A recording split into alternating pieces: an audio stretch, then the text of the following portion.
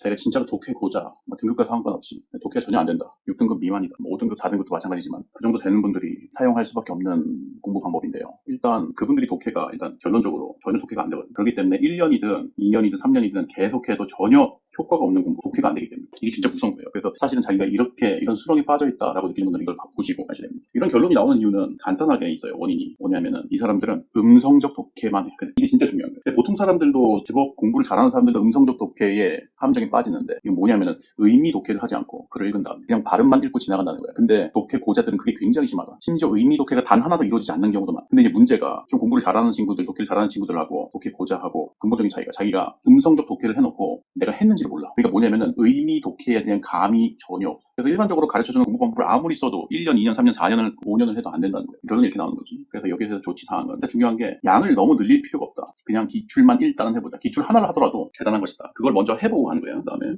한 문장 단위로 할 거야. 어떤 공부 방법론을 보면은 전체를 다 읽고 나서 한다고 하기도 하는데 그러는 거는 지금 우리 독해 보자 수준한테 굉장히 어렵다. 좀 단순하고 쉽게 공부를 해야 돼. 한 문장을 읽고 요약을 하는데 그 요약이 이렇게 돼야 돼. 무조건 어휘, 개념, 서술어 등을 반드시 자기 언어로 번역을 해. 이 말은 이 언어가 보통은 굉장히 쉽고 약간 속된 언어, 쉽고 직관적인 언어가 되거든. 이렇게 되면 굉장히 좋은 거야. 이따 나중에 시범 보여줄 건데. 그렇지 않는다면은 그림으로 딱딱한 거는 네모나게 부드러운 거 동그랗게로 바꿔주는가 아니면 영어나 일본어로 번역을 해준다. 굉장히 중요한 개념인 게 어떤 어휘나 개념을 읽고 나서 여러분이 이해를 한 것 같은데 실제로 이렇게 바꾸다 보면 굉장히 힘이 들어. 그래서 이렇게 힘이 들 때는 멈춰서 시간을 들여서 생각을 한다. 이거에서 머리가 굉장히 박살이 나는데 그 박살나는 과정에 의미 독해로 가는 과정입니다. 그래서 이것만 되더라도 사실은 음성적 독해에서 타이핑될 가능성이 너무나 높아지기 때문에 이걸 한 문장 단위로 하는 거예요.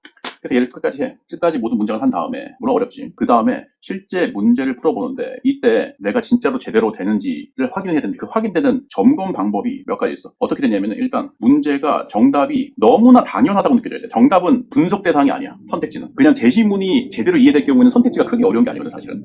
그 다음에 독해를 한 다음에 굉장히 자신감이 생긴다라는 거예요. 그리고 내가 하는 과정에서 제대로 했는지 못했는지를 확인하는 또 하나의 방법은 이렇게 쓸 경우는 안 된다는 거예요. 어떻게 하면 안 되냐면은 내가 굉장히 강박적으로 형식적으로 모든 이런 조치들을 너무나 철두철미하게 지켜야 된다라는 심리 상태는 안 되는 거예요. 이 심리 상태가 바로 음성적 독해를 또 유발하는 심리 상태거든요. 근데 나중에 복잡해서 나중에 다시 한번 얘기해 줄 건데 어쨌든 이런 건 점검 사항이 있다. 그리고 나서 이게 이제 사실은 이 비문학이든 문학이든 굉장히 어렵기 때문에 국어가 문제를 풀면은 자기가 틀린 부분이 있고 이해가 안 되는 부분이 있을 거지.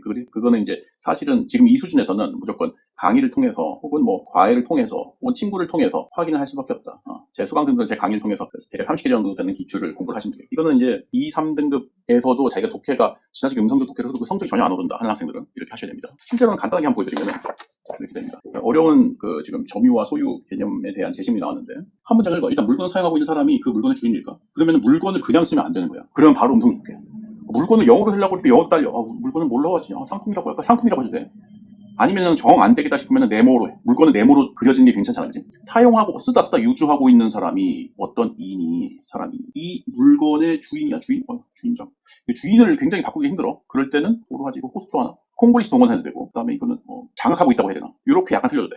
여기서 이제 중요한 게 내가 최대한 모든 언어를 전부 다 번역을 했다는 거야. 나의 언어로. 이 과정에서 일단 가장 중요한 게 1번이 조금 오차가나 오류가 생기더라도 상관없다. 왜냐하면 그 오류는 내가 인지하고 있는 오류이기 때문에 바꾸는 과정에서 당연히 언어가 바뀌기 때문에 어느 정도 오류가 생기겠지. 오류 괜찮다. 그 다음에 두 번째, 지나치게 빨리 하려고 하지 마라. 빨리 하려고 하는 것도 역시 음성적 독해를 유발을 한다. 오히려 차분하게 조금 더 생각할 거리가 많으면 많을수록 좋고 심지어 안 될 때는 인터넷 검색이라도 해본다. 그래서 한 지문이라도 제대로 장악을 하고 그 다음에 문제를 풀어보고 그리고 문제가 이미 풀려서 뭐 답이 뭔지 알더라도 그 답이 너무나 당연한지를 확인한 다음에 그 다음에 내가 제대로 됐는지에 대해서 인터넷 강의 확인하자. 그렇게 계속 반복을 해서 일단 초반 부분에는 처음에는 실력을 쌓을 때는 적은 양을 확실히 제대로 하는 방법 그거를 사용을 하셔야 되겠습니다.